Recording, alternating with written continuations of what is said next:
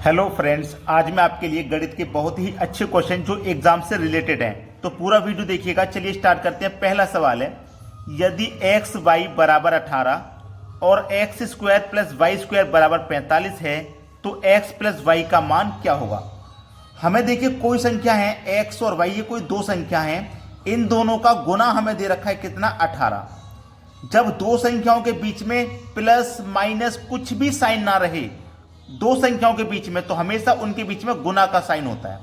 तो इसका मतलब दो संख्याओं का गुना हमारे पास 18 है और उन्हीं दोनों संख्याओं का वर्ग का योग 45 है।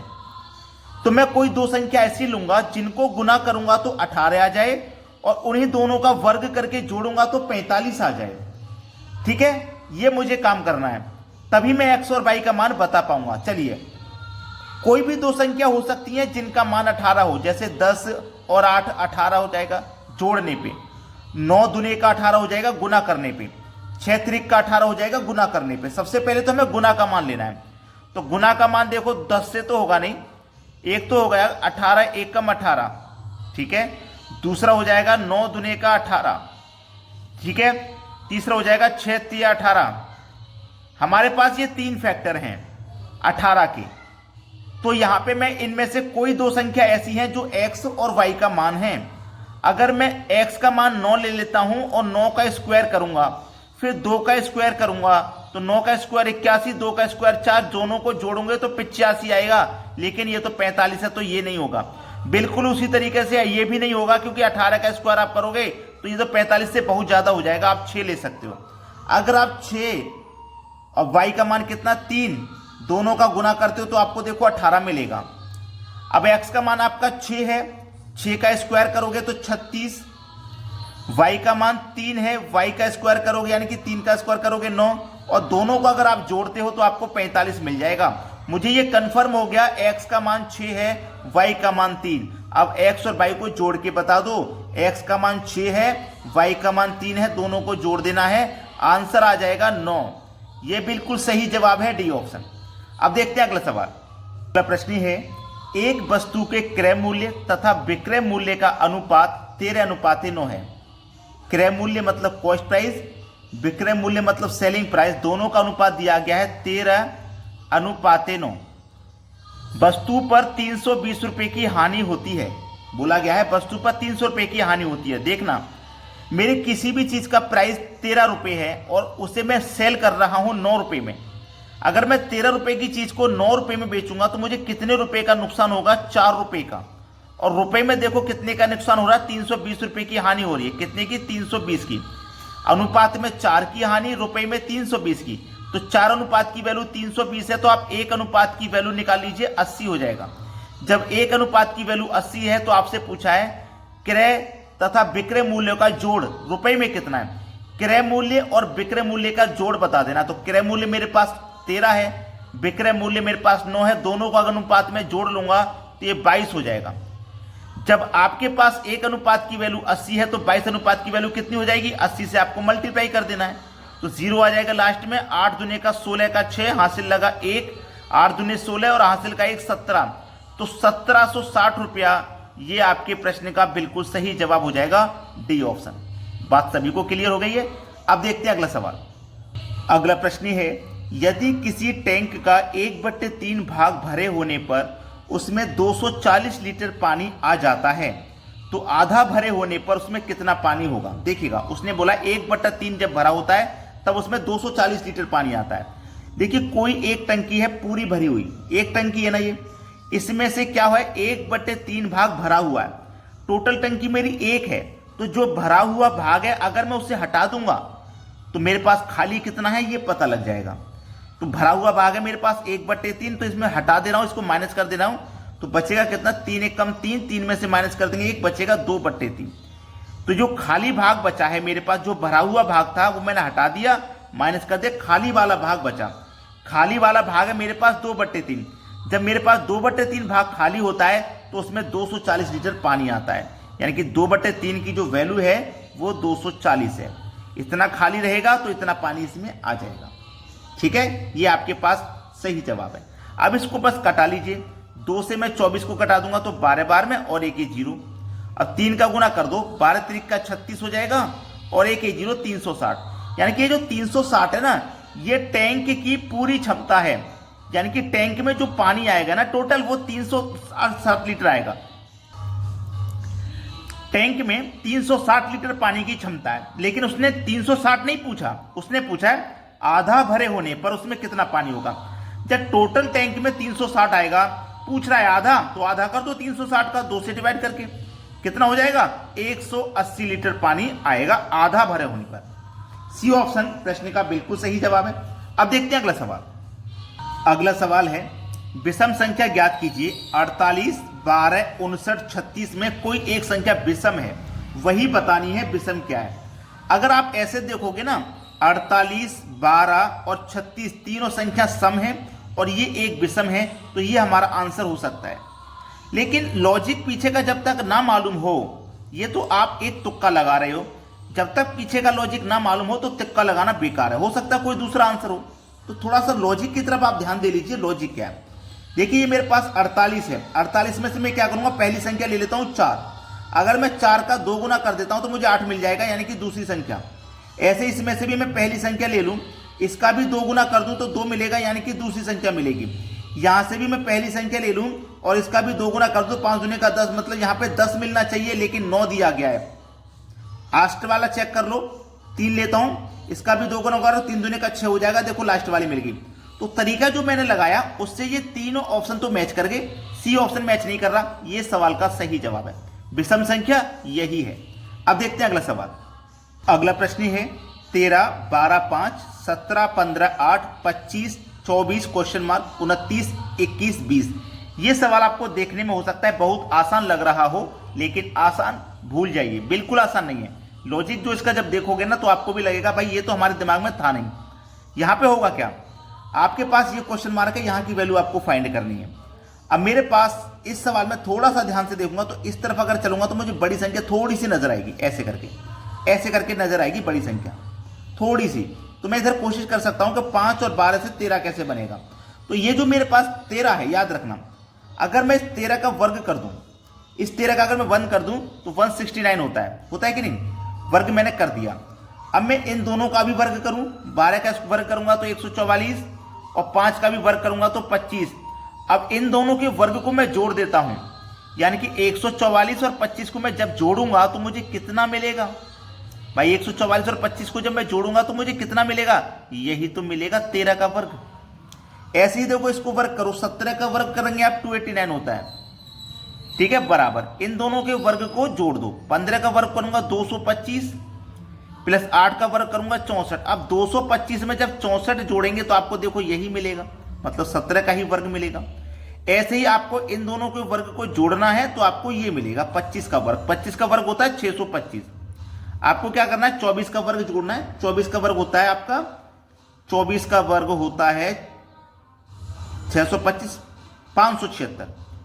576 होता है 24 का वर्ग प्लस। अब मैं यहां पे कौन सी संख्या लूं जिसका वर्ग करने पे इसके वर्ग में जोड़ूं तो मुझे इसका वर्ग मिल जाए। यानी कि मुझे कोई ऐसी संख्या यहां पे लेनी है जिसका वर्ग मैं करके यहां पे लिखूंगा और उसको 576 में जोड़ दूंगा तो मुझे ये संख्या मिल जाएगी। बताना बहुत आसान है, 625 में से डायरेक्ट इसको माइनस कर दो तो उसका मतलब यहां पे कितना आ जाएगा, 49। और 49 क्या होता है, 7 का वर्ग, मतलब आपको 7 का वर्ग करना है जो कि 49 होगा। 49 और 576 को जोड़ेंगे तो 625 मिलेगा। बात क्लियर हो गई। तो यहां पे जो संख्या आएगी वो 7 है, पहला ऑप्शन सही है। अब देखते हैं अगला प्रश्न। अगला प्रश्न है यदि 7 मकड़ी 7 दिन में 7 जाल बुने तो एक मकड़ी एक जाल कितने दिन में बुनेगी। इसका जल्दबाजी में बच्चे आंसर दे देते हैं कि 7 मकड़ी 7 जाल 7 दिन में बुननी है, एक मकड़ी एक दिन में बुनेगी। पहला ऑप्शन पे सही करके चले जाते हो। जल्दबाजी बिल्कुल मत करो जब तक तरीका ना पता हो। M1 D1 बटे में W1, जब तक ये फॉर्मूला आप नहीं लगाओगे ना सही नहीं बता पाओगे।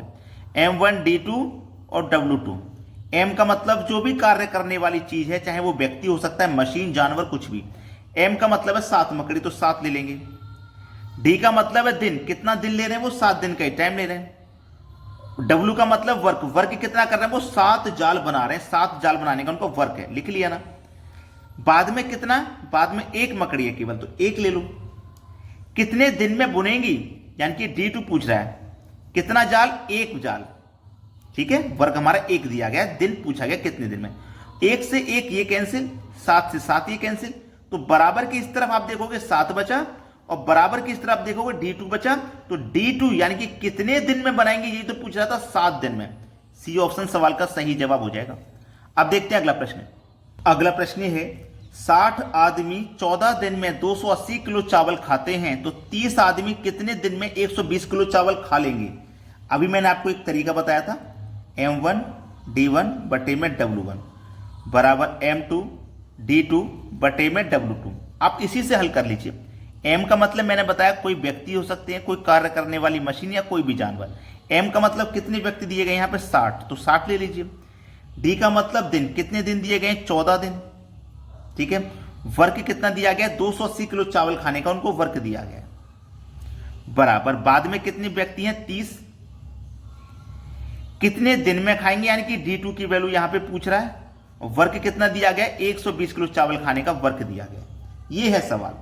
इसी को कटा लीजिए, देखो 0 से ये 0 कट जाएगा और ये वाले 0 से ये वाला कट जाएगा।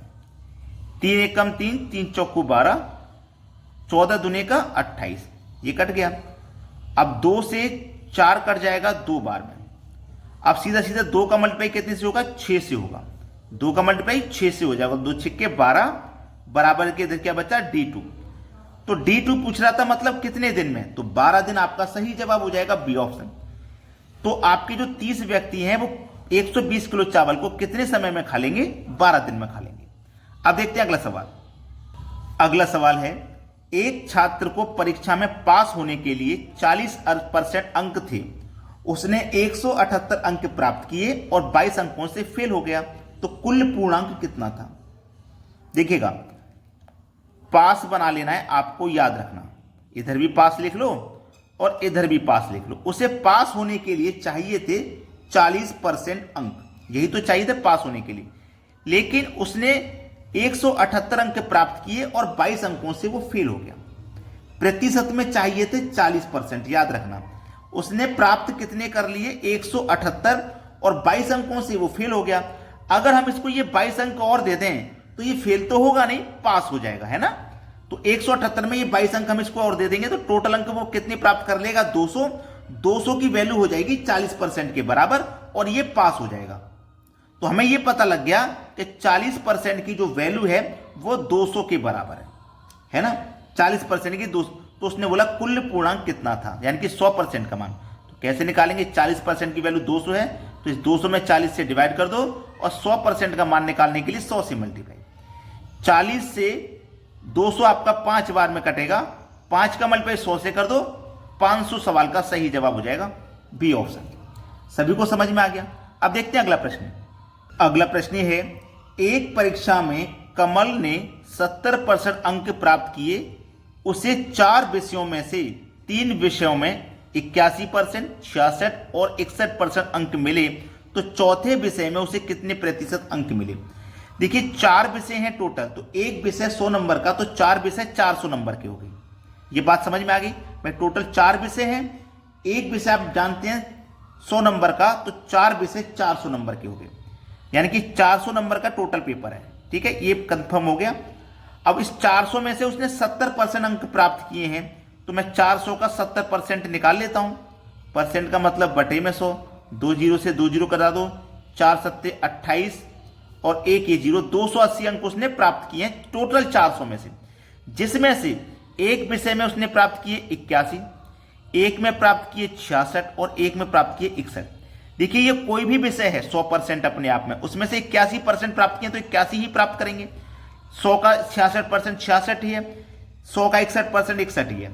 तो उसने 3 विषयों में इतने प्राप्त कर लिए, तो इनको जोड़ लीजिए।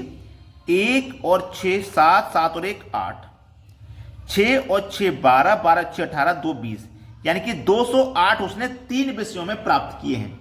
तो टोटल प्राप्त किए हमने 280, जिसमें से 3 विषय के हैं 208, तो 3 विषय के मैं माइनस कर दूंगा, जो बचेगा वो एक विषय का मान बचेगा, वही पूछा है। ठीक है भाई, चौथे विषय में उसे कितने प्राप्त किए वही बच जाएगा, 3 का माइनस कर देंगे, तो 208 में से 280 में से 208 माइनस कर देना है, कितना बचेगा, 10 में से 8 जाएगा 2, 7 27 में से 20 जाएगा, तो आपके पास 7 बचेगा।